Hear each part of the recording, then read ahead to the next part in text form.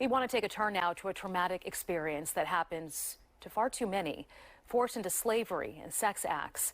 January is Human Trafficking Awareness Month, with human trafficking impacting more than 27 million people around the world.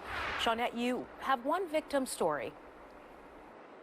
Well, Sheba, she tells of an experience that is tragic for anyone. Add to that a defenseless child, but she's opening up as part of her own healing and to help others.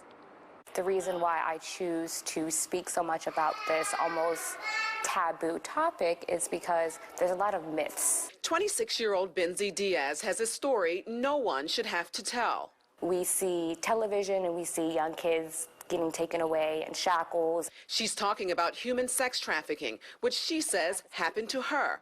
But right in her hometown, in the South, she says, orchestrated by someone she knew. The poor communities, and you see that this is where these things happen the most because people are willing to sacrifice for food, for clothing, for shelter. She says the grooming process began when she was molested at 8 years old. If I say anything against this, there's a punishment.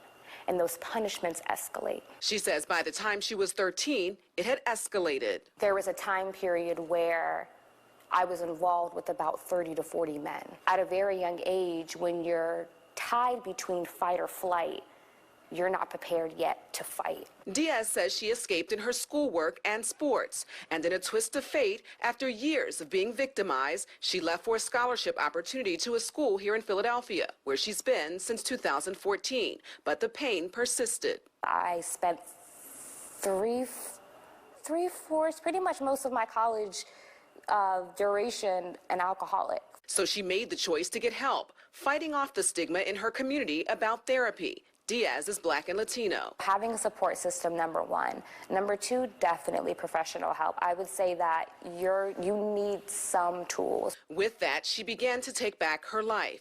She wrote a book and gained the courage to begin speaking out about her trauma. Diaz says she also got certified to help women dealing with trauma through her passion, starting a physical fitness business centered around overall wellness and healing. I was getting feedback that said, you know, I feel so great and I don't feel as depressed anymore and I'm motivated in the morning. I was like, oh, so I'm doing more than just making you look good. I know if this happened to me, that there's others out there. And Diaz tells me she is hoping to write another book and also down the line open a safe space for other young victims. Sheba?